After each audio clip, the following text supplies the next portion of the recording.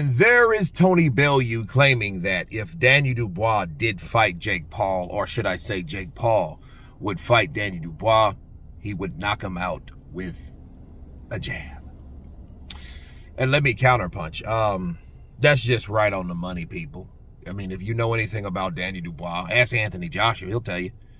Daniel Dubois' jabs are very, very penetrating. Okay? No, did he?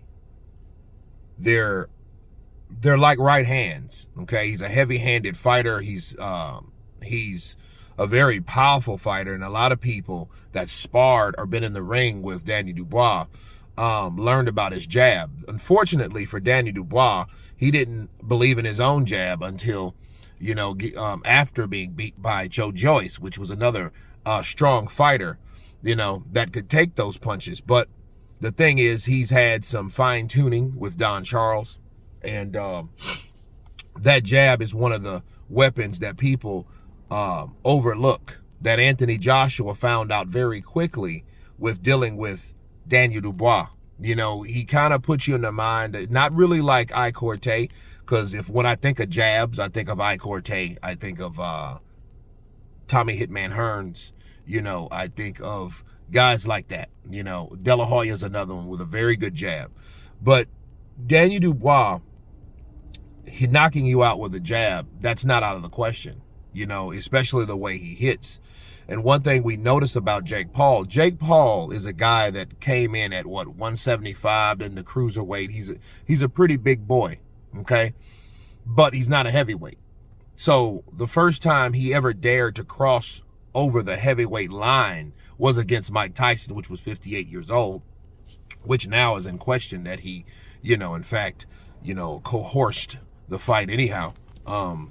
So I think that Daniel Dubois hitting or knocking out Jake Paul with a jab makes a lot of sense, because he hasn't had that type of punching power. He hasn't felt it before. I mean, from a real guy his own age, with his own, you know, I can't say his own, but, you know, with the proper or heavy-handed punching power like Daniel Dubois. So yeah, that may happen, you know, and a lot of people just think that, you know, Tony Bellew was there and he had the old guy trolling and he said he'll knock him out with a jab, because that's one of the things that, you know, of course, that's one of the things that that what people say, oh, he knocks you out with a jab. But no, you know, Daniel Dubois went out down with a jab, and, you know, he was out with a jab. So what do you think he could do to someone like Jake Paul that hasn't ever experienced a jab like that?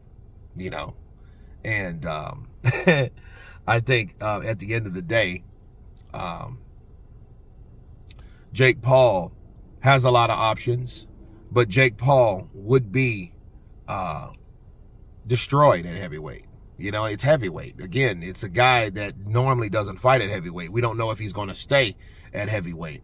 I just will say this. It wouldn't make sense for Jake Paul to put on all that weight just to shred it all off and to lose energy. You know, I mean, he is young enough, but that's still never a good thing to do. Losing weight and you lose muscle with the fat and all that stuff, that's not really good and healthy for your body overall. But, you know, I don't know how healthy Jake Paul really is. Just saying. But you guys tell me what you think of Tony Bellew stating that Daniel Dubois would knock out Jake Paul with a jab. Not one jab, but with a jab. Series of jabs. Of course, please subscribe. And you guys been Counterpunch.